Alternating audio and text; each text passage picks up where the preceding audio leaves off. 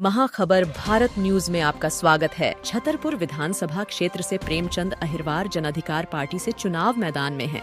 उनके साथ पार्टी के प्रांतीय सचिव विजय बहादुर एवं जिला अध्यक्ष अमित मौर्य साथ में ही है। हमारे चैनल हेड एम के सर ने चुनावी मुद्दों को लेकर बातचीत की, आइए देखते हैं।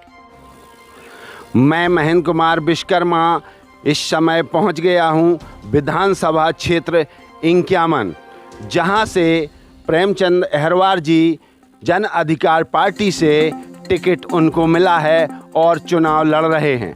मैं उन्हीं से जाकर रूबरू चर्चा करूंगा। मैं उनके यहां पहुंच रहा हूं और उन्हीं से पहुंचकर रूबरू चर्चा करता हूं कि आप जनता के बीच किन विकास मुद्दों को लेकर आप वहां पर जाएंगे और किन किन विकास मुद्दों पर काम करेंगे।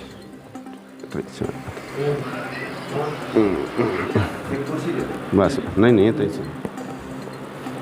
मैं महेंद्र कुमार विश्वकर्मा विधानसभा क्षेत्र इंक्यामन छतरपुर में पहुंच गया हूं, जहां से प्रेमचंद अहिरवार जी जन अधिकार पार्टी से चुनाव लड़ रहे हैं। वो पूर्व में भी सामाजिक कार्य करता रहे हैं और समाज के लिए कार्य करते रहे हैं। लोगों के दुख सुख में हमेशा काम आते रहे हैं। ग्राम दालोन से उनने सरपंची भी जीती थी। उनकी पत्नी श्रीमती आशा अहिरवार जी सरपंच हैं। मैं प्रेमचंद जी से जाकर रूबरू होकर चर्चा करता हूं। भाई साहब, आपका हमारे चैनल में बहुत बहुत स्वागत है। धन्यवाद सर। किन विकास मुद्दों को लेकर आप जनता के बीच जाएंगे?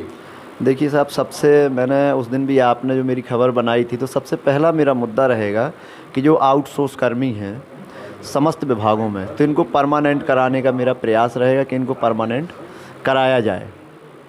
दूसरा मुद्दा है जो जैसे केवट, माझी, रैकवार समाज है, तो इनका एक ही आजीवन का एकमात्र साधन है तालाब, जिससे कि वो मछली पालन करते हैं और उससे उनका जीवन यापन करते हैं। तो सरकार ने इनके पट्टे छीन लिए हैं, तो उन पट्टों को पुनः उसी समाज को दिलवाने का कार्य करेंगे, जिससे वो अपना जीवन यापन कर सके ढंग से।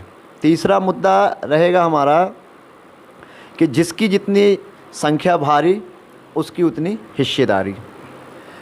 जातिगत जनगणना कराने का प्रयास करेंगे। आर्टिकल 39 जो संविधान में उसका नियम है कि वोटर पेंशन, कि एक व्यक्ति अगर वोट डालता है तो उसको 7,000 रुपये पर महीने के हिसाब से पेंशन मिलनी चाहिए, वोटर जिसको कहा जाता है वोटर पेंशन। और ये आर्टिकल 39 में इसका उल्लेख है। तो ये भी एक मुद्दा है।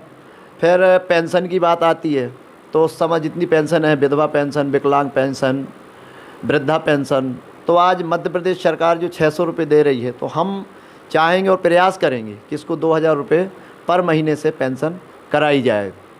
एक तो ये मुद्दा है। दूसरा किसानों का, किसानों को 24 जो लाइन जो दी जाती है लाइट, तो 10 घंटे का भी प्रावधान है मध्य प्रदेश सरकार का। तो हम चाहेंगे कि इनको भी, किसानों को भी 18 घंटे विद्युत उपलब्ध कराई जाए, वो भी निःशुल्क। 12 घंटे रात में और 12 घंटे दिन में और 6 घंटे रात में बिजली किसानों को उपलब्ध कराई जाए। खाद, बीज, दवाइयाँ, पानी, ये संपूर्ण जो है किसानों को मुफ्त कराने का प्रयास करेंगे हम लोग। और हमारे जो भी विधायक पार्टी से जीत के जाते हैं विधानसभा में, तो पुरजोर इन्हीं मुद्दों पे पूरा जोर रहेगा। अभी आपने कुछ दिन पहले देखा कि शहरी क्षेत्र में विद्युतीकरण से इतनी परेशान थी, विद्युत से लोग, कहीं केबल जल गई, कहीं ट्रांसफार्मर जल गए, लेकिन सरकार का एक भी ध्यान नहीं रहा। हमारे क्षेत्रीय विधायक कहते हैं कि हमने क्षेत्र में इतना विकास किया कि जहाँ रोड चाहिए तो हमने रोड दिया, जहाँ पानी चाहिए तो पानी दिया, लेकिन मुझे तो कहीं नहीं दिखाई दिया कि कहीं कुछ है। उनके मात्र 2 विकास दिखते हैं, एक तोरण द्वार, एक आलोक द्वार। तो आप तो अपने नाम के लिए राजनीति कर रहे हैं, काम के लिए राजनीति नहीं कर रहे हैं। तो ये विकास किया है हमारे क्षेत्रीय विधायक माननीय आलोक चतुर्वेदी जी ने। उनका कहना है कि हमने अभी चाचा की रसोई चलाई, जिससे कि 1 रुपये लेकर के हम सभी को भरपेट खाना दे रहे हैं। खाना नहीं दे रहे, आप उस रसोई में बुला करके वोटरों के लिए बात करते हैं कि नहीं, हमें वोट देंगे आप या नहीं देंगे। तो ये इसके लिए इन्होंने चाचा की रसोई का संचालन किया। लेकिन चल, बहरहाल उससे हमें क्या करना है वो उनका निजी मुद्दा है। लेकिन मैं बात रखूँगा विकास की। महिलाओं के बारे में भी हमने सोचा है कि महिलाओं की सुरक्षा और वृद्धों की सुरक्षा, बच्चों की सुरक्षा हेतु कई बार गाँव में पुलिस को फ़ोन लगाने पर भी पुलिस नहीं आती है। तो हम चाहेंगे कि area by area, sector by sector police चौकियों का निर्माण कराया जाए, जिससे महिलाओं की सुरक्षा, बुजुर्गों की सुरक्षा, बच्चों की सुरक्षा कराई जा सके। तो इन सभी मुद्दों पे हमारा विशेष करके जोर रहेगा। फिर आती है आपकी घरेलू विद्युत।